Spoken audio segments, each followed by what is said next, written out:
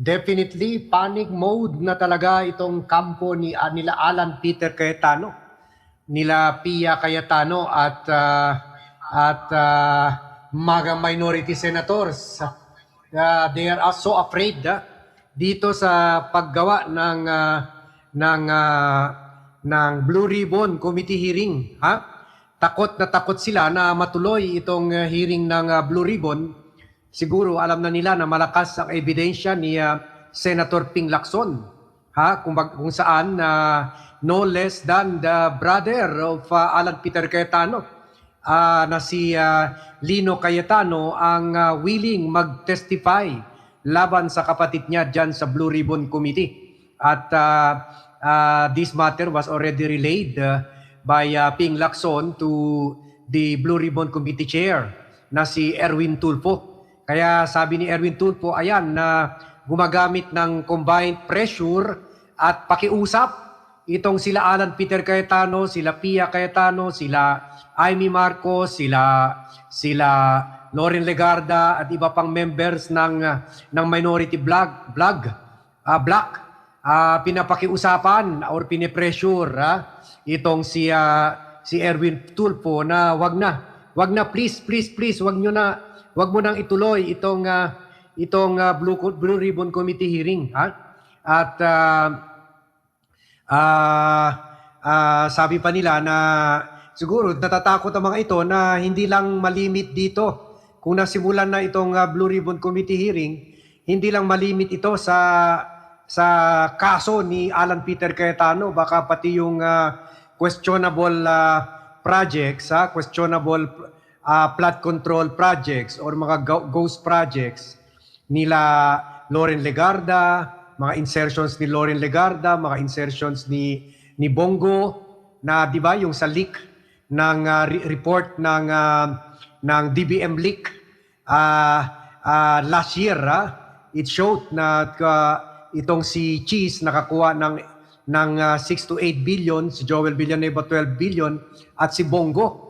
At sabi rin ni Ping Lacson, ito rin si Alan Peter Cayetano ay nakakuha ng 6.7 billion.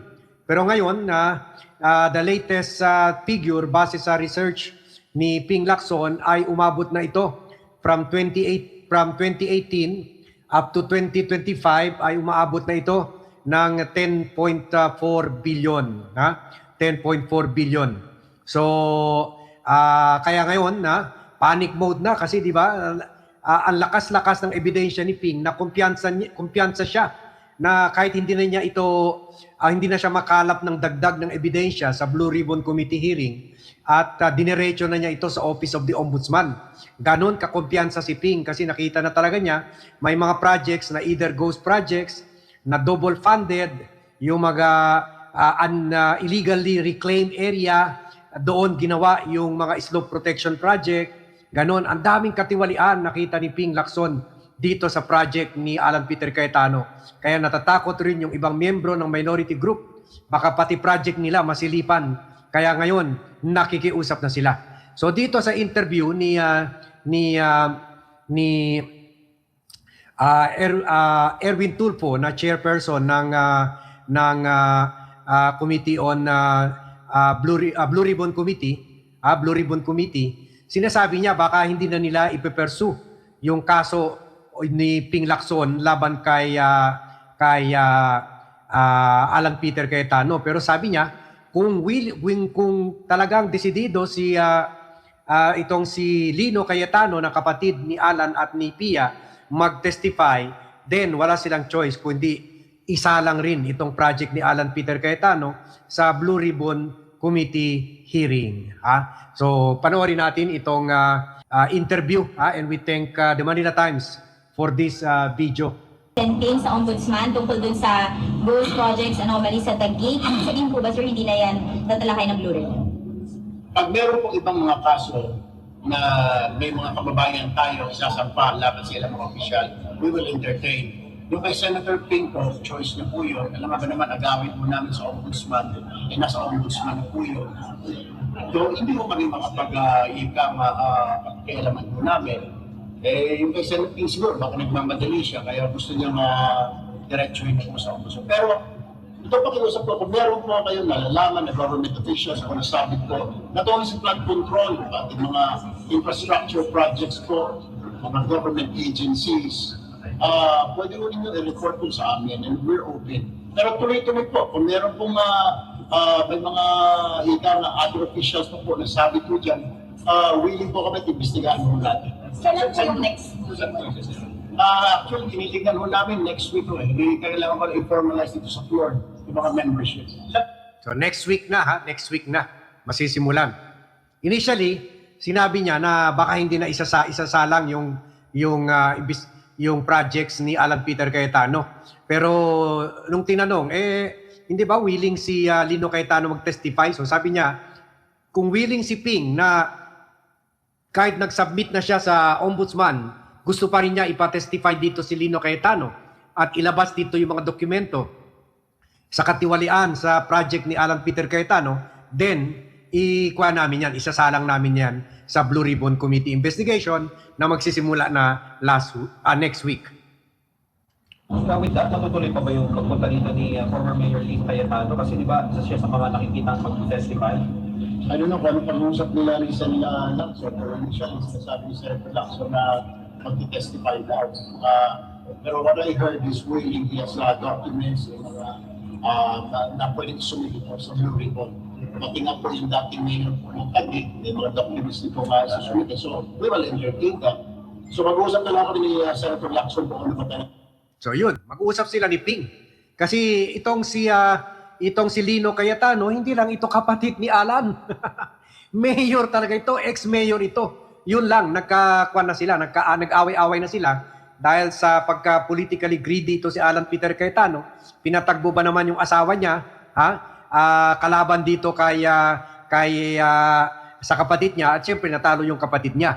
Ngayon, itong si Lino Cayetano, mayor siya nung congressman pa lang si Alan Peter at dito na nagsimula yung 10.4 billion flood control project from 2018 sa time pa ni Duterte. Doon na nagsimula. So, kumbaga marami talaga Lino Cayetano can really say many things. Bomba talaga itong testimony ni Lino Cayetano. In fact, na-report na natin ito last year na itong si Lino Cayetano ay sumulat sa itong sinasabi ni Ping. Hindi lang yan kapatid ng mga Cayetano, mayor yan. So pag mayor ka, alam mo ano nangyari sa lugar mo, alam mo. At willing na nga itong si Lino Cayetano mag-testify noon sa ICI kung hindi lang yun pinatay ni President Bongbong Marcos ang ICI kasi takot na siya. Initially, gusto pa niya depensahan si Martin Romualdez, kaya pinatay niya ang ICI. So ngayon, at least hindi nag-testify si Lino Cayetano sa ICI, magte-testify na siya dito sa Blue Ribbon Committee. Yan, patay kang Alan ka. Cayetano versus Cayetano na to. O eto, nung tinanong siya, meron ba humaharang sa Blue Ribbon Committee investigation? Etong sagot ni Erwin Tulfo. Sumili po sa Blue Ribbon.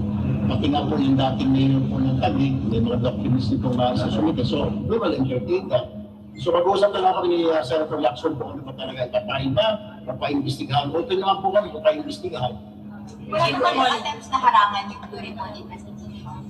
Actually po, umaharap, to tell you the truth, honestly po, yung kabila. It's not us po sa majority. Wala name names po, pero the truth of the matter is, real talk lang po. Sila na po ngayon nakikiusap na huwag naman natin ituloy yung Blue Ribbon. And I was saying, even ganun, dapat kayo magsabi niya. Kayo yung inudyok-udyok niyo itong leadership ni Senator Win. Pati ako, sasabihin niyo, tinatago namin. Yung pala, may plano sila, huwag na ituloy muna. Iba ka, huwag na ituloy yung Blue Ribbon hearing. Kaya sabi ko, ano ba talaga? You have to explain it to the media, you have to explain it to the public, na kayo naman ang ayaw. Sila naman ang ayaw ngayon. Pero hindi naintindihan eh. Ano ba talaga ang gusto nyo? May reason po ba binigay? Bakit po ayaw na muna nilang mag-Blue Ribbon daw? Obvious. Ano po ang obvious reasons? Ano ko naman sinong pinapaimbestiga? Sinong tinutungkol ko Senator Lacson? So, sabi niya, ano ba yan? Ano ba? Documents. Ano ba kuya? Ano ba talaga kuya? Una, inuupakan ni Alan Peter Cayetano, inuupakan si si Ping, yan, si Ping, gumawa ng hilaw, pati si Marcoleta pa noon, at saka si Amy, gumawa ng hilaw na selective na Blue Ribbon hearing at hindi na tinuloy. Gusto kasi nila ituloy yung at isabak yung mga isa lang yung mga Marintes, 18 Marintes na wala na tayo narinig dahil nakulong na ang financier nila, isa sa mga financier nila, si Mike Defensor, at yung isa pang major financier nila ay kumaripas na papunta sa the Netherlands. Kaya tahimik na ang 18 Marines. So, yun, binabanatan nila si Ping na hindi na daw tinuloy yung Blue Ribbon. At nung pumasok naman yung leadership ni Sherwin Gatchalian, sabi naman nila itong si Erwin Tulfo ay hindi na tinuloy yung Blue Ribbon Committee at dapat ipatawag yung mga 18 Marines. Ngayon sabi nila, sana, bakit natigil na yung Blue Ribbon Committee hearing? Pero ngayon, gusto na naman nila dahil si Alan Peter Cayetano na ang nasa salang sa investigasyon, isasalang sa investigasyon, yun, pinapatigil na ito. Na nila, sabi nila, wag mo na ituloy. Kaya sabi ni Erwin Tulfo, ano ba talaga kuya? Ituloy ba o hindi ituloy? Pero ituloy mo. Erwin, kami naman magagalit kung hindi mo ituloy. Walang ganyanan, walang pakiusap. Tuloy, ang tanong namin, magkano? Kung itigil mo yung investigasyon kay Alan, ikaw ang malalagay sa alanganin na magsususpecha yung tao na meron ka na rin na maleta na tanggap galing sa Southeast Asian Games. Baka marami na ipon doon at yung mga double funded na ghost projects na sinasabi ni Ping Lacson, baka sinabi na tumahimik ka na, Erwin, ito ang para sa'yo. Ako ang bahala sa'yo. Parang yung sinabi na ni Mandaluyong Mayor Benamin Abalos, kay sino pa yun, yung sa golf cart, meron ka 200 dito. Akala niya 200,000, yung pala 200 million. Ganon, di ba? Sa ZTE scam. So, ganon, baka meron ka dito 1 billion. Malaki naman kita ko doon sa Southeast Asian Games. Yan. Wala pa yan. Patikim pa lang itong kay Ping. Tuloy pa yung investigasyon ng National Bureau of Investigation sa Southeast Asian Games. So ngayon, panic mode na si Alan. At siya, si Pia at si minority senators ay nakikiusap na sa majority na wag nyo na ituloy yung Blue Ribbon Committee hearing.